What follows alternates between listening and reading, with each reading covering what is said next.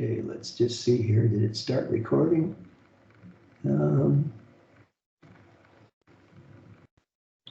Okay, so I'm recording now, and so I wanted to talk to you about benchmarking, and so that you understand what benchmarking is, and really it got its roots in total quality management, and what benchmarking is that some companies do things that are really they do it really well. So if you take a look at Walmart, like Walmart is top tier in terms of logistics, warehousing, getting to the shelf in the store, and dealing with inventory, to the point where the technology that they use in those areas is military grade or better, right? So if you want to know something about housing inventory and managing the inventory and basically have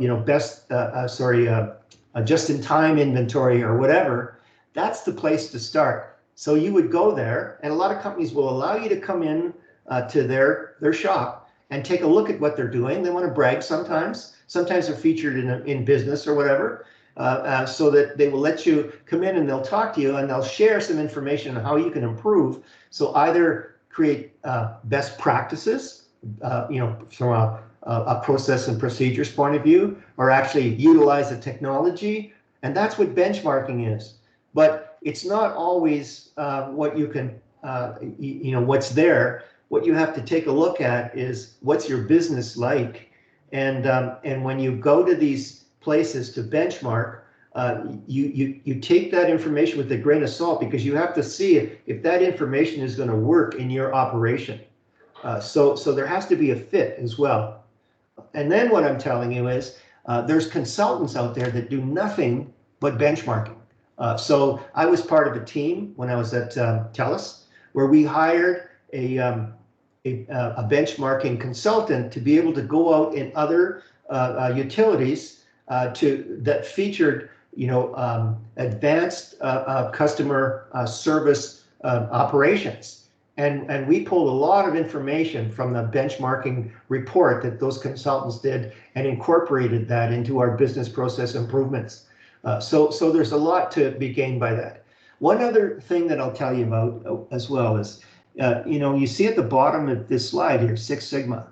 Well, Six Sigma is an elite training in total quality management, and it has to do with when your Six Sigma's out, your waste or your defects are three. I think it's what Six Sigma applies to is, I think it's 3 defects per million components. And Six Sigma is a training system that you can, again, you can go to the internet and find out how to be, say, it runs in belts like Taekwondo. So you can be a yellow belt Six Sigma practitioner, and they'll train you. You have to pay for it, but they'll train you. But if you get to be a Six Sigma black belt, you can work anywhere in the world and command a great salary, because you're just such a, you've got, this fantastic training and capabilities in quality that most people don't have. And just wanted to tell you that as well. So Google Six Sigma and you'll find out more about it. All right, so those are the kind of things that I wanted to bring into play for you. But I wanted to give you an update on where we are. So, we're in week 3. And what we're at now is that not everybody has self-enrolled in these groups. There's still a few. And by tomorrow, if I don't see everyone enrolled, I'm going to help people get into a team, right? Because we need to start going, because this is the week of working on teams, on group participation activities. And so the whole idea, again, it's the building blocks approach, is that there's going to be certain participation activities where I'm going to give you a template or a framework. And here's one where, you're going to be talking about a gingerbread house, and you're going to be working on putting that gingerbread house together and do some cost accounting, but lo and behold, you can use what you're learning as a group to be able to work on your group cupcake project that's coming up, right? So it's all building blocks. So that's why I'm so keen on getting you in your groups together as fast as you can.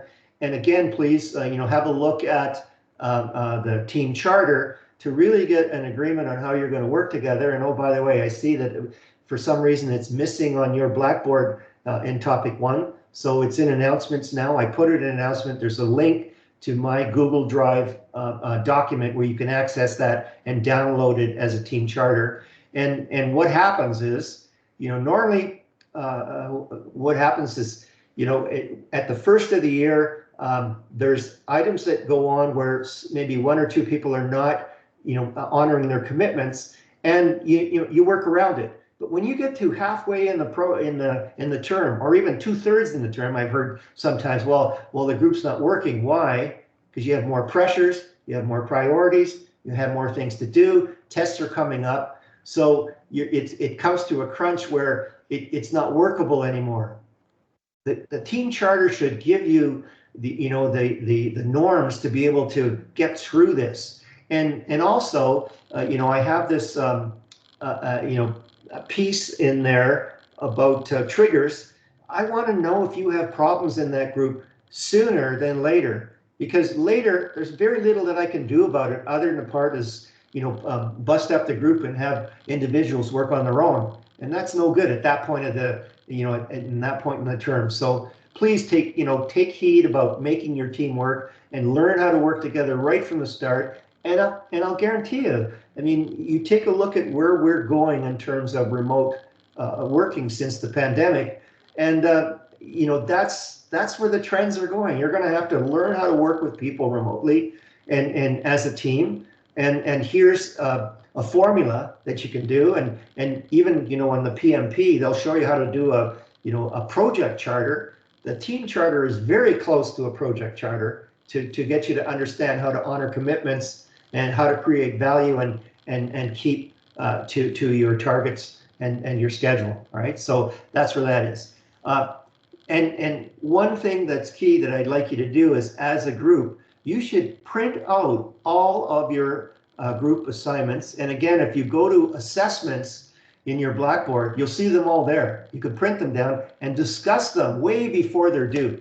The worst thing that you could do is, a week before that the team project is due in April, you get together and you didn't take advantage of all this, creative work that you could have done where you can apply to that, and you don't see it coming, But if you know where you're going, and I think I talked about Stephen Covey, begin with the end in mind. You have that document in front of you at most of the term, so that you can see what's important as we're working through that.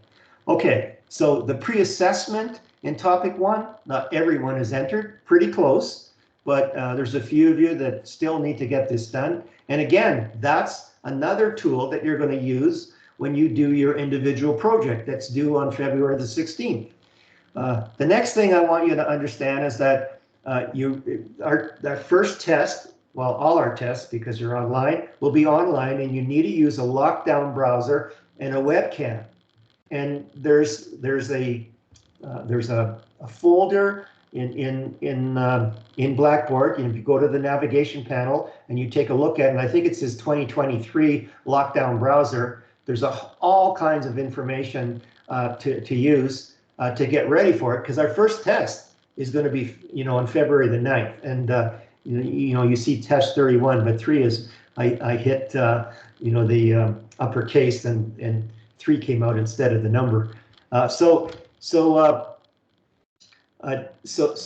you're going to need to have this, and the worst thing that could happen is that your machine doesn't work, and then we're having to do something.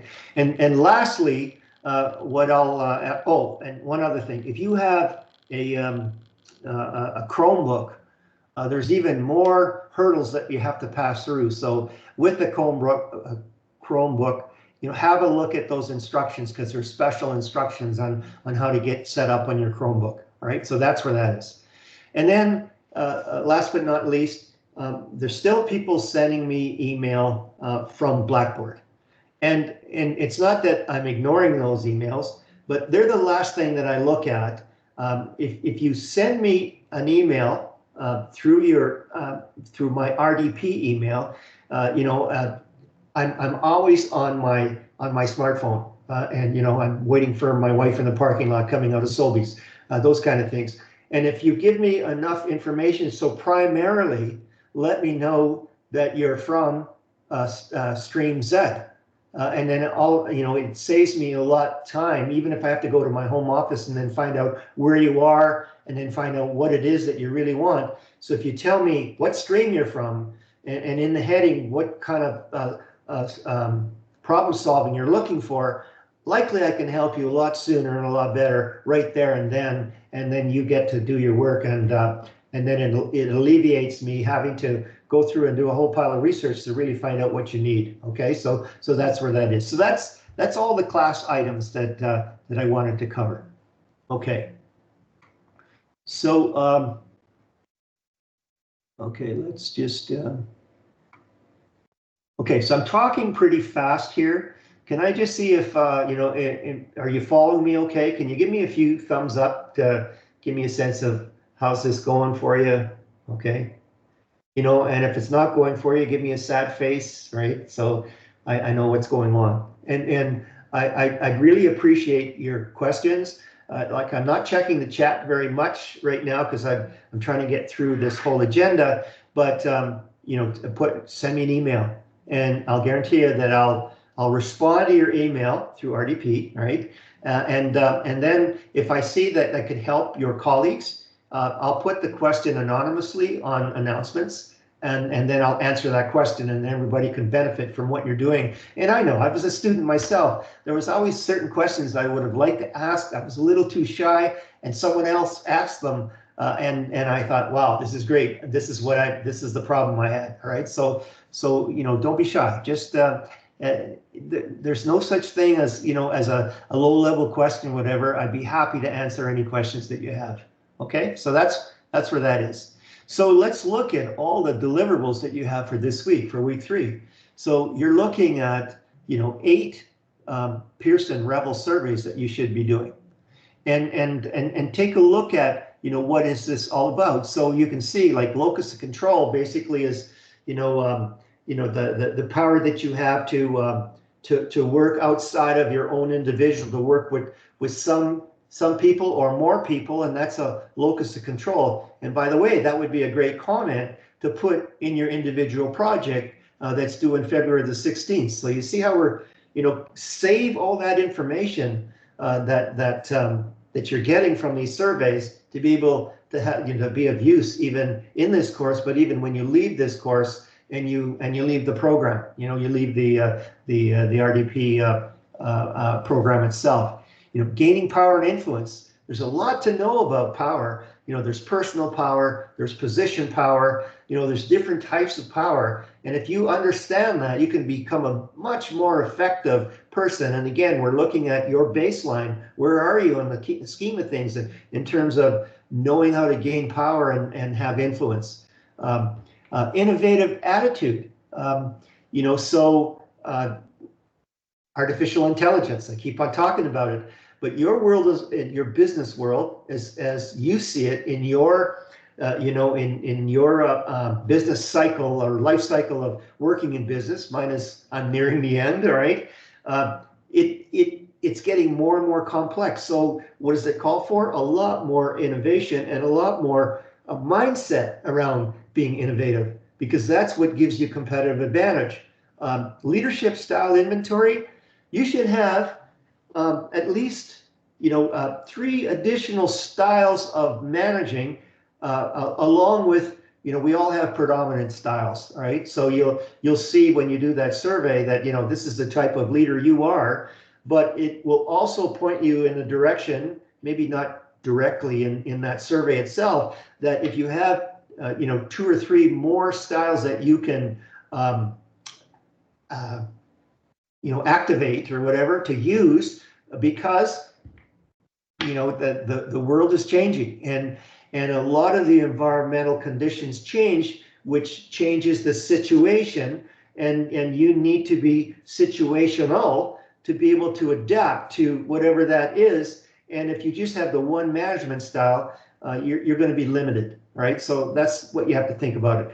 The stress management one, man, I mean, because of the complexity and all the priorities and the requirements that you're going to have to meet over the next 30 years, stress management will, give you a longer life, right? And so you should know about that. Creative style indicator, that's going to tell you a little more. Creative scale, creativity is so important, because what? Creativity drives innovation. Innovation drives, sustainable competitive advantage. Sustainable competitive advantage gives you profitability, which is prosperity and success. So that's the way to look at it. And look at, this one, problem solving, creativity, and innovation.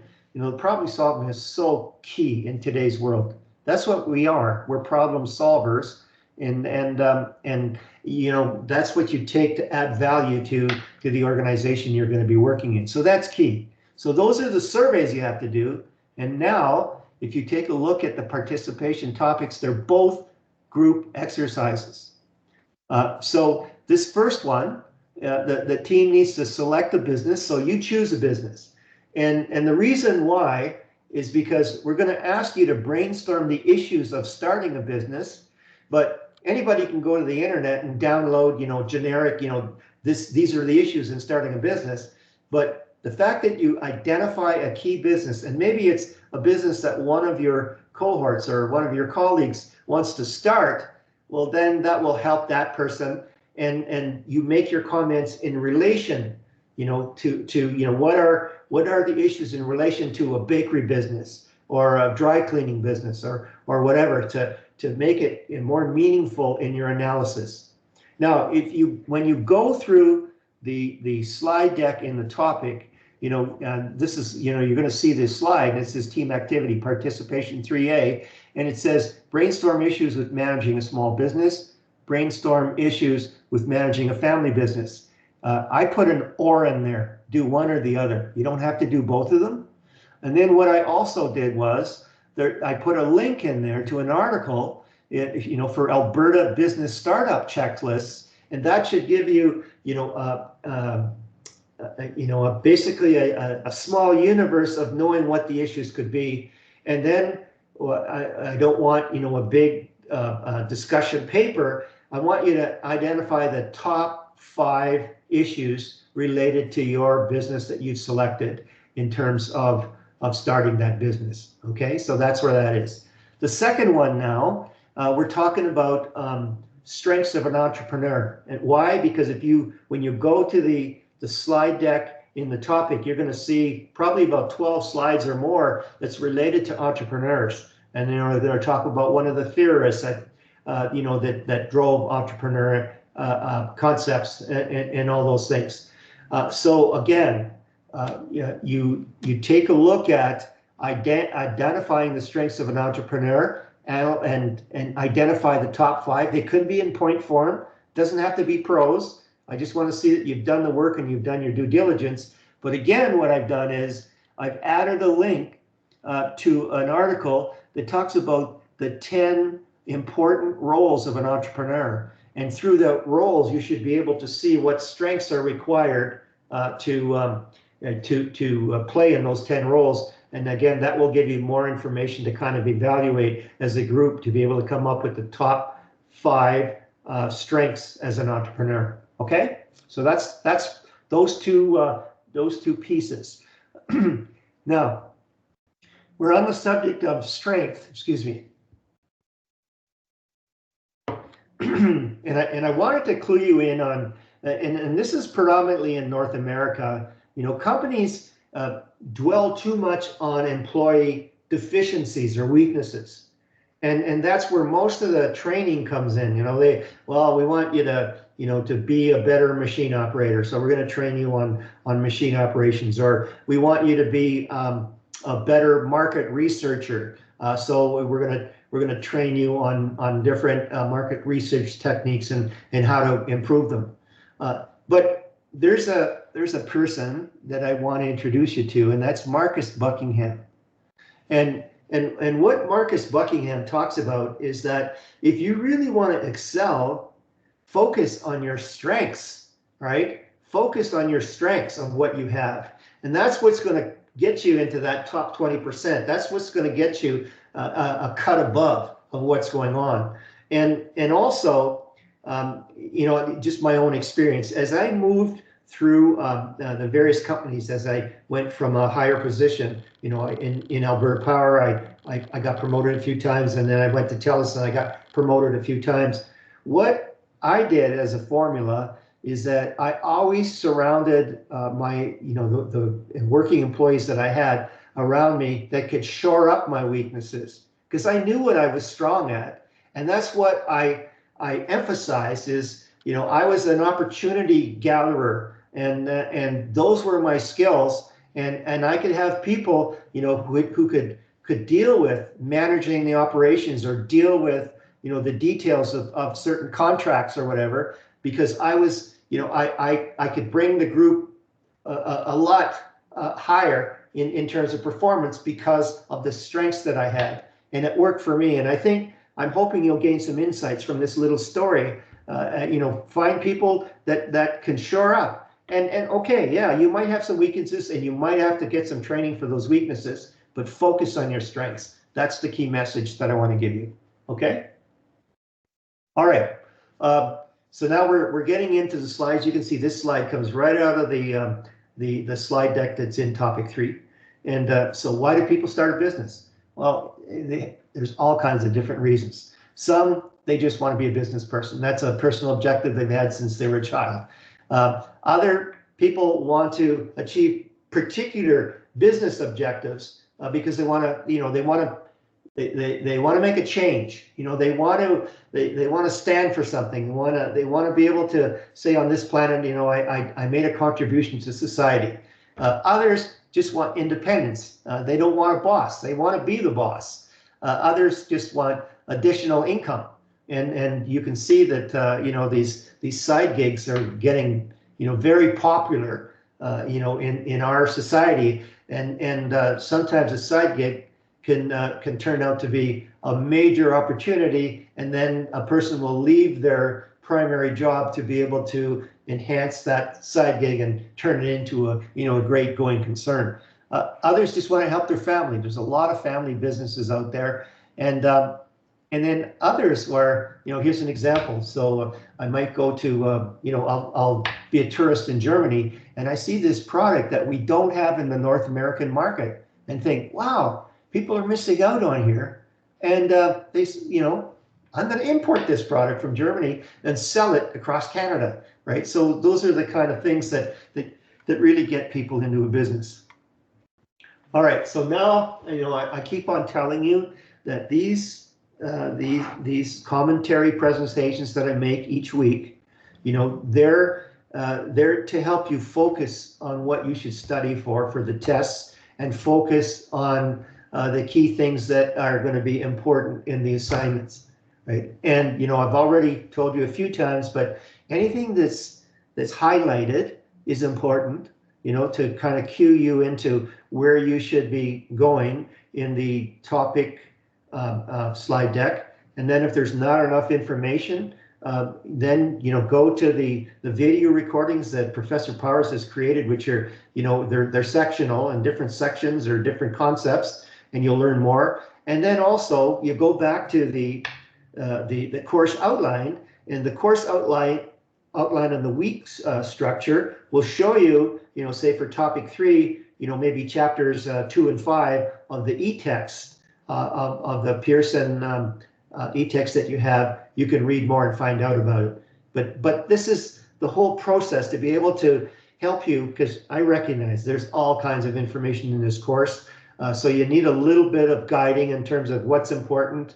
That's not to say that other things aren't important, but it's helping you, you know, get a balanced approach, you know, of succeeding in this course. Okay, so that's the purpose. Okay, so this slide, This slide, with the highlight, majority of business in Canada, important statistics.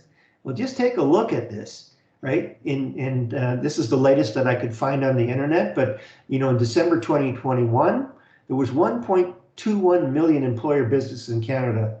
But look at this, 98% of them were small businesses.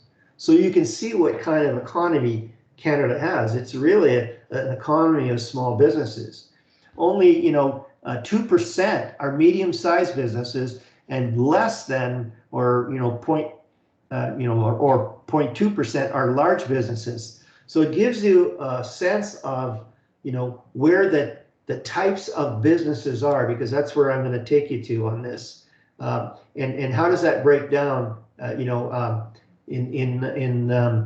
how they work together. So that's where I'm coming. But here's an interesting fact, is that between 2005 and 2019, the birth rate was lower for majority male-owned businesses than majority female-owned businesses. So it means that there's the glass ceiling is kind of leaving, and there's much more opportunity for females to start their own businesses and be successful. And what I say to the female cohort of this class is there's a lot of female billionaires around in the world, and what I'd suggest is that you find out who a few of them are, maybe that are in the fields that you want to choose to, and there's a lot of modeling that you can learn from, and how they're succeeding in somewhat of a male dominated area going forward. So that's the message there. Okay. All right, so this is all leading to me, okay, it's all small businesses, 98%. So what types of business ownership are there? Well, sole proprietorship, and I'll comment about that. Limited liability partnership, I'll talk about that. Partnerships, limited liability corporations, and these corporations break down into corporate and shareholder.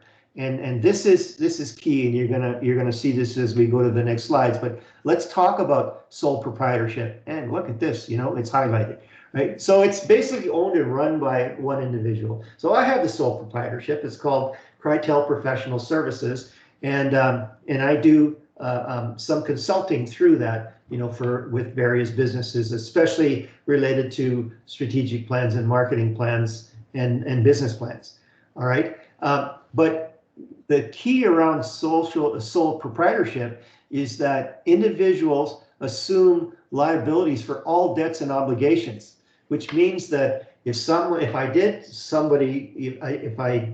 I created an error in one of my business plans, and it was reason for that company to sue me, they could take my house. I mean, that's, there's no protection. You're just seen as an individual, regardless of what you own. There's no differentiation there. So how do I get around that? Is that number one is I select the work where I know that I can do well, and there's a lot less risk. But secondly, I carry errors and omissions business insurance, so that if I ever did get sued, I'm good for $10 million. All right, so that's how that works. And the thing is too, with the sole proprietorship, it's really difficult to attract higher caliber employees, because they see you as more of a, what I would call a mom and pop business, and they don't see that much of a future in working for a smaller company.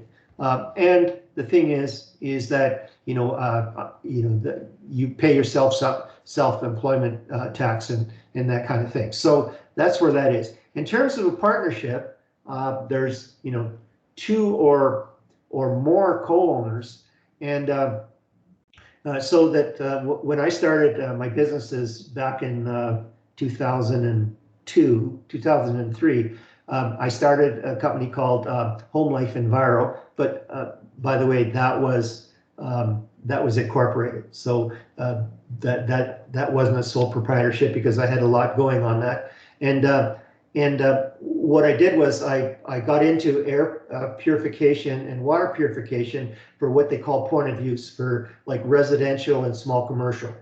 And then what I noticed was when I was in these facilities and working with my team or whatever, there was a lot going on around security. So I created a company called Home Life Security, which again was really on the retail side of security with residential and then small business. And so that I took on a partner. And what that means is that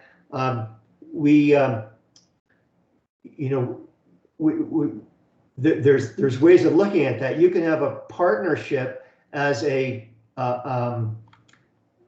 sole proprietorship. You can do that, or you can go to a limited liability partnership, which means that your partner cannot sue you and you cannot sue your partner. So you have limited liability there. They could only deal with what you jointly own, so to speak. So that's what a limited partnership looks like. And then that takes you to let me see here, corporations. So there's two types of corporations, and notice that this is highlighted. So there's the corporate corporation, and that's where the corporation itself is taxed, and then the employees that work for that corporation are taxed. Whereas a shareholder corporation, the shareholders get taxed as well. So there's a tax pass-through on that, and so that you should understand the differences between those two, and as well. So as a corporation, you're limited. If you take a look at the accounting houses, they're all LLP, a limited liability partnership, and or corporate things, so that if someone comes in and wants to sue the corporation, they can't sue the owners. So there's protection there. Okay, so there's different types of arrangements, and what I'm going to do is I want to take you to a drawing to kind of show you how this all comes about. So this wasn't in the text, but I've taught different types of courses, and one was international business and marketing, and I found this illustration really good. So this is a 2x2 matrix, just like a Boston Consulting Group 2x2 matrix you're going to learn in one of the topics. And what you look at is that this goes from doing it yourself, like one company, no partners, to many partners. So going from here to here, from no partners to many partners. And this one here is doing the entire investment, as one company, or sharing that investment with other companies, so that when you get to this side of the continuum, you basically have very little equity in the business. You've got very little investment, and that allows people to be flexible, because then they can play in different types of businesses and not have to and can share some of their investment, which gives them a lot more range of capability to do things, especially if you own 2 or 3 types of business that are synergistic, that can help each other to really bring value to the ultimate customer. Okay, so here's an example. So I have I've developed this microchip can opener. All right, it works by itself, and it's got some fancy technology in, and it's really successful. People are saying they want to buy one because it's priced right and everything else. All right, so what I could do is I could say, hey, there's a market in South Africa. I'm a Canadian, so my company, let's call it Can Opener Company. We will actually build a manufacturing operation in South Africa and do the whole thing ourselves. So that's a wholly owned a subsidiary. So I don't have a partner. The company doesn't have a partner. All right, but that's high in risk, because we don't really know what the market is like, and you got to walk before you run and all those things. So there's various ways of doing it. So one way would be, okay, there might be a manufacturing company there that has the capabilities to manufacture this can opener. So we'll create a joint venture. And what a joint venture is, it's a separate company that my company would own a percentage of, and the company in South Africa would own a portion of that, and that's a joint venture. And there's things about joint ventures that you should understand as well, is that if it's a 50-50 joint venture, no one has ultimate control.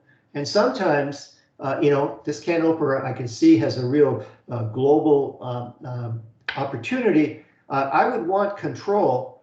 So I would say, all right, a South African company, if you want to create a joint venture with us, we want 51% of the investment, so we can have control over the company. And that could go. It could be 75-25, but any kind of percentage that's over 50% gives you control. And just below that is an equity alliance, and what that is there may be 4 or 5 companies that come together in an alliance because they can satisfy a particular market with a wider value chain or supply chain, because they'll have all the components. But there may be one player that says, well, hang on, how are we gonna plan? We want control over the planning, so that one player will buy equity or buy shares into those other partners, and that's what they call an equity alliance. And then that one player then will have control over that entire alliance to be able to shape where it goes strategically and those kind of things. And I don't want to get in all of these, but I wanted to make a differentiation here, is that, okay, so Tim Hortons, let's say that their corporate office is it's somewhere in the US now. It's an American company. So they don't want to own every piece of property in Canada for a Tim Hortons franchise. So what they'll do then is they will sell these franchises agreements to franchisees. And the franchisee, the business owner of the franchisee, will actually build a building, own the building, but have an operating license to work with Tim Hortons. And under that operating license, that franchisee has to buy the coffee. They have to buy the Tim Hortons cups. They have to buy, the donut batter from Tim Hortons. So that's the franchise agreement with a component of licensing in it. But underneath here, you see license. That's a little bit different. Is that okay? I've got this great can opener, it's a smart can opener. And what I'll do is I will sell the rights to a company in South Africa that will do everything, manufacture it, market it, and everything else. And so what I'm doing, I'm selling the rights, I'm licensing that technology, that product, that patent to them so they can produce it, and then I get a percentage back. But I didn't have to invest, or my company didn't have to invest in any of their operations, right? So very low equity, but yet I have not so much control of what's going on there, because they're the owners. So that's the trade-off. So when you have less equity, you have less control. And so I just wanted to kind of bring that through, because now when you see franchising, it talks about a form of licensing, and I didn't want you to confuse it with it's just primarily licensing. It isn't. It's got other parties, but they act as a vertically integrated, interdependent company. And what I mean by vertically integrated is that Tim Hortons supplies the coffee beans, supplies the raw materials, and then the franchisee sells the finished products. Right? Okay. And then I talked about joint ventures. I talked about equity alliances, what a turnkey operation is, and it's not highlighted here, but a turnkey operation is like there's a company, an engineering company in Canada called SNC Lavalin. And what they'll do is they will build a power plant in Africa for an African government. And they say, we'll build this power plant, we'll recruit people from your country and train them how to run it. And when the plant is running, we'll turn it over to you. And that's a turnkey. And then you pay us for everything that we've done, plus the type of profit that we want in doing this work. Okay, so that's how that works. Okay, so that's part.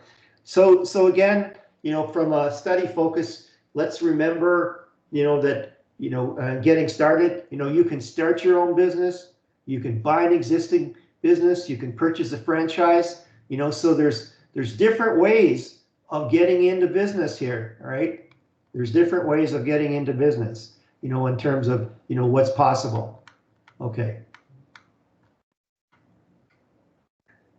So again, if you want to start your own business, well, you've got more control. You can, you don't buy someone else's business that has flaws in it that you have to fix. You can take advantage of the latest technology. So there's all kinds of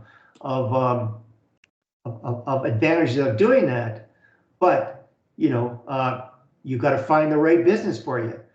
There's a lot of challenges in trying to put together all the components to create that business. There's problems associated with starting a new business and having enough financing before the customers start coming in the door. All those things that you have to worry about. If you buy an existing business, you've already have a customer base that you can work with. All right, and then starting a franchise. Well, I looked at starting a franchise when I got into the water treatment business, when I started Home Life Enviro. I looked at a few water store franchisers, and they just wanted an insurmountable amount of franchise fee up front, and then additional royalties that they needed. When I looked at what I could do myself, I decided not to go that way. Right? So there's puts and takes, or there's trade-offs of what you want to do. So that you need to go into these slides and learn about that. What are the pros and cons in doing this? Okay, so I talked about the difference between licensing and franchising, so you can see a little more around what this is all about. But here's some different entry modes where you can start exporting, and exporting, for various reasons. Maybe you have a company that manufactures a particular product, and your capacity right now, you're only at 75% of production capacity. Well, exporting would allow you to find a larger market and get up to 90% capacity, which would drop your average cost of production. Right? So there's different reasons for doing that. There's a fair amount in this topic around family businesses, and I think you need to get in and find out about that, because there's a lot of family businesses in Canada, and there's nothing wrong with working in a family business, but knowing where the boundaries are, working to do that. And there's different decisions, and so that if you're working in a family business, of which I did when I was younger. I worked for in a bakery that were owned by three brothers, and I got to see how they made decisions and how they communicated and how they planned for the future, and things are different. So there's different types of family ownership. Sole ownership, one family member, that's fine, and that can be run by one person, and it's less complicated. But you can have a partnership, so that's where they're actively participating to be an owner. So like the three brothers in this bakery, they were all active, and they split the roles. One was inside the production, another one was mainly on the financing and the financial part of it, and the other one was on the sales and distribution. Right? And that worked fairly well because they weren't tripping over each other doing things. But you can have concentrated, that's any descendant can be an owner, but a subset has ownership control. And so that you could see when these three brothers, when they started having families, their kids were working in the business. And that's how I got in there, because one of the brothers' son was my best friend. And so I got to work there. And you can see that different siblings had different responsibilities and different rewards, and that didn't go over too well. So you got to worry about that, and then distribute it. Any descendant eligible to be an owner, and so what happened was as the three partners were aging and wanted to let the business go, different siblings from the different families got together and then took over the business. So that it was much of a distributed type of ownership as it went through. But learn about what the amount of involvement is, in governing and day-to-day operations and financials. And the more family members you have, the longer the decisions take place. Sometimes it's not the most effective decision, but you got there by consensus, so that that you can run into problems. The less family involved, the more wealth inequality across the family. So that creates problems as well. So there's things, learn about, what are the boundaries and doing that, which comes up with a really good, and this is in the slides. It's a really good framework for understanding how people can work together, because there's different roles in making an organization work, and the key roles around, and we call this a RACI. Right, a RACI table. There's some people that are responsible for things. There's some people that are accountable for things. There's some people that maybe they're just have an investment in a business, so they need to be consulted.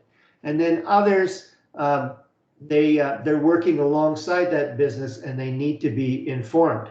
So here's where you break it down. So you can have an owner, a CEO, a board for that business, the management part, and then family members, and you can see that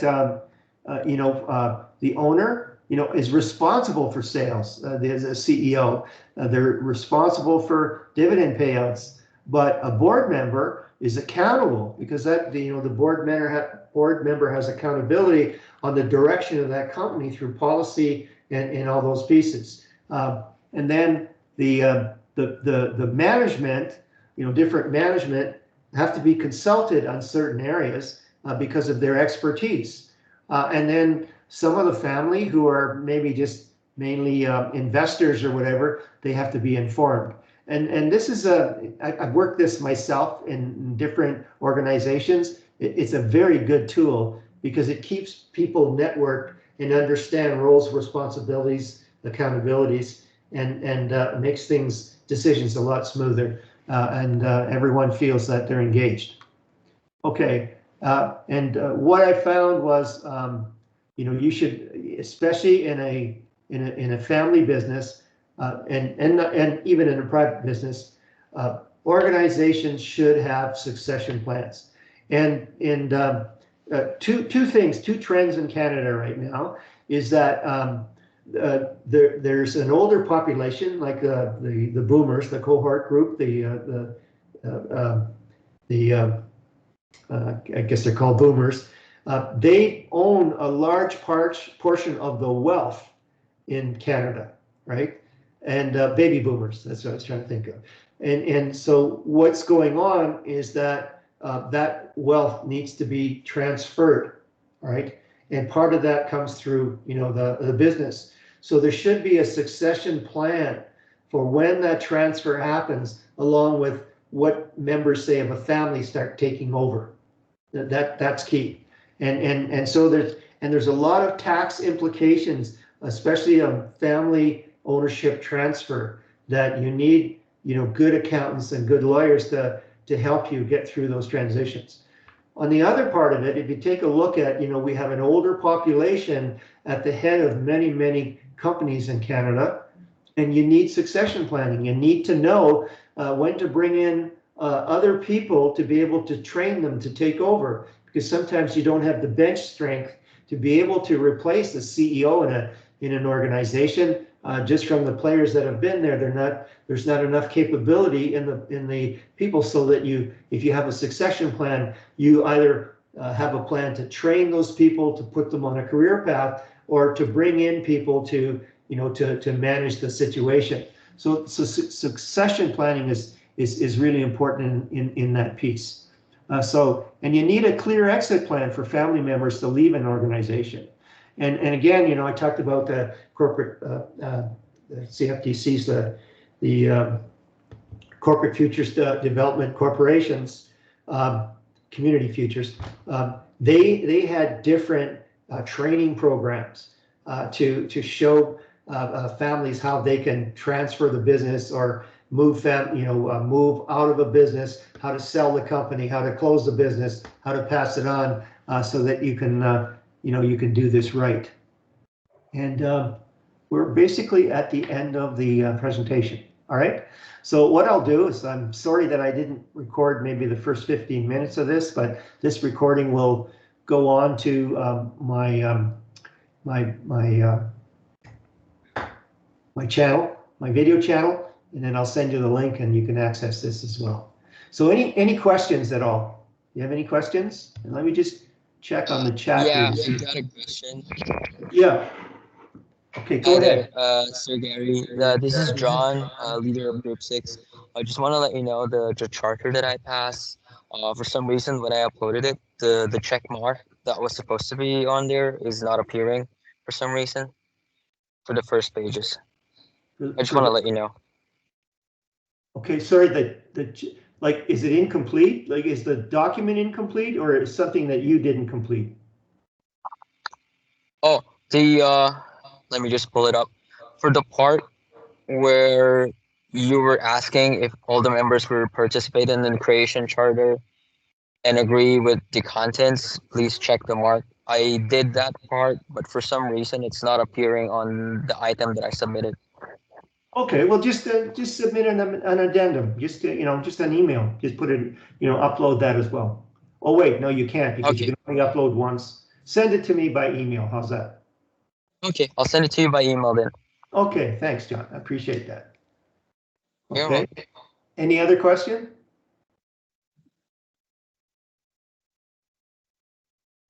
Okay, so we're getting close. I mean, we have one more topic and then we're into a test. So I'm hoping that if you need clarification on anything or whatever, please send me an email and I'll try to deal with it and get you to what you have to do and assist you in any way that I possibly can.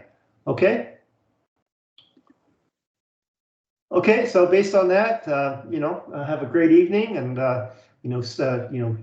establish some good working routines and eat well and get plenty of sleep and you'll do well in this course. How's that? Okay, take care. Thank you, sir. Have a good night. Thank you, sir. Thank you, sir. Thank you, sir. Thank Thank you. you. My pleasure.